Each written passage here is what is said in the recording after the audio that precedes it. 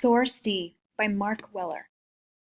The following is an unpublished letter to the editor that was posted to the website of a special interest group. June 3, 2004. Letters to the editor. The New York Times, 229 West 43rd Street, New York, New York. Dear Letters to the Editor, I was disappointed to read Bill Safire's embrace of price rounding, Abolish the Penny op-ed June 2nd. While most of the arguments by penny opponents have been soundly rejected by the American public and Congress, Mr. Safire's inaccuracies about penny circulation and other countries' use of low-denomination coins must be corrected. First, the statement that the U.S. is among the last industrialized nations to abolish its low-denomination coin runs counter to the facts.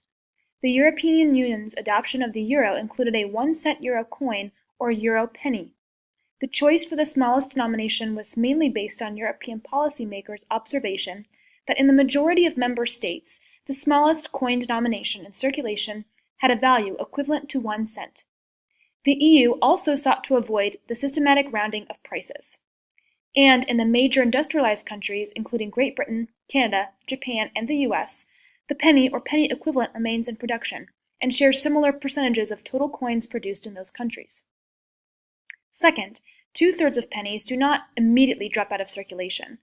A 2002 study based on the Federal Reserve data indicated that the annual rate pennies disappear from circulation is surprisingly similar to all other forms of our coinage, around 5.6%. The fact is, the penny remains popular with the public and important to our pricing system. Mark W. Weller, Executive Director, Americans for Common Sense, Washington, D.C., June 3, 2004.